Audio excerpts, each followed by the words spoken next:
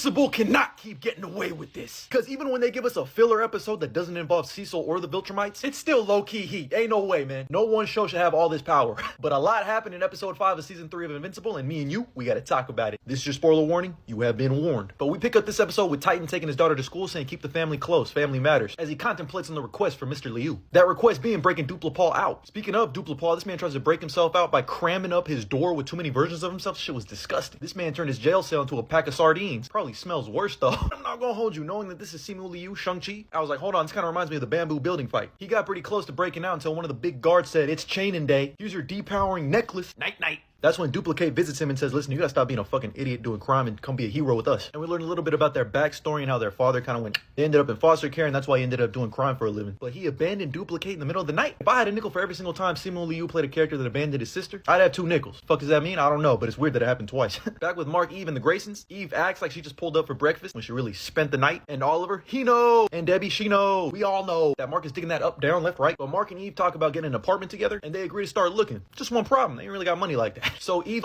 decides to try to get that prison where Dupla Paul is locked up to sign up for an exclusive contract where we'll protect their prison. Eve, Lord have mercy. Meanwhile, Titan tells Mr. Liu that he ain't breaking out Dupla Paul. And Mr. Liu, he didn't like that, not one bit. But that's when Mr. Liu takes it a little too far and gets personal, and he threatens Titan's daughter's life, who he then proceeds to hide away for a while. But back with Mark and Eve, it turns out that Oliver snuck out at night, and Debbie's like, I don't know where he's at, I need y'all to help me. It turns out this little purple rain listening mother actually made some friends and is learning to skateboard. But that's when some bullies pull up, and I was sitting there like, oh no. Shit, even Mark and Eve were sweating. I was like, this ain't gonna be a you play ball like a girl situation. He's gonna fucking kill you. But he does the next best thing and just pants him. Good work, Oliver. Public humiliation or murder? You choose.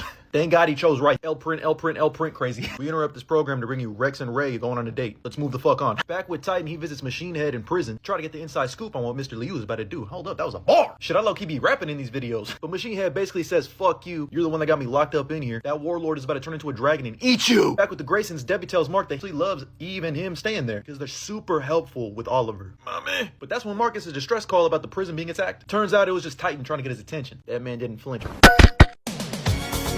But you did. Gotcha. And listen, when you got someone that sounds like Mahershala Ali talking to you, I'm gonna listen. And Doc, Mark picking this man up like a child to take him where he wanted to go. Me personally, I'm not doing, there's no way. Also, in some way, shape, or form, this is rape, but Titan basically tells him that, look, the streets have been cleaned up since Machine Head has moved out. I'm a very ethical criminal. So it's either pick me, the best of the worst, or let Mr. Liu kill me. You choose. Then he pulls a fucking Batman and uses the power of racial stereotypes to confuse Mark. Ah, man, this shit had me weak. He said, we all look alike? Side note, but I love how the community comes together to protect Titan. Like shit, even they know how much he's actually doing for them. So Mr. Liu pulls up. Ha! Isotope fucking betrayed Titan, who just like me gets rock solid, but gets tossed. Hey, yo! Crazy screenshot.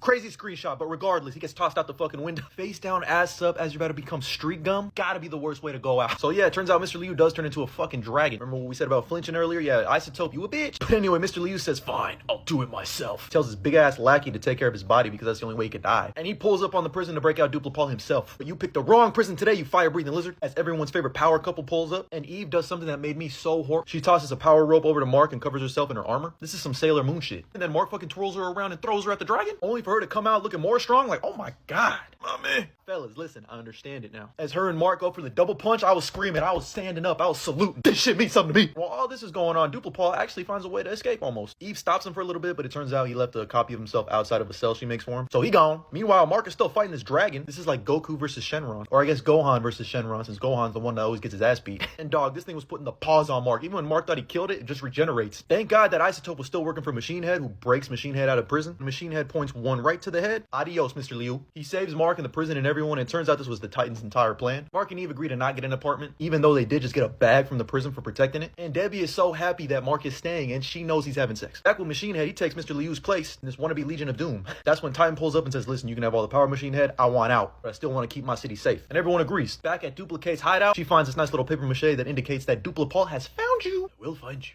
and I will. Watch Mr. Liu come back with a fucking vengeance because, oh my goodness, he's being resurrected. This really is Dragon Ball Z. But man, I just love this show. And even with a filler episode like this, I had a great time watching. But let me know your thoughts about this episode down in the comments below. And as always, like and follow for more.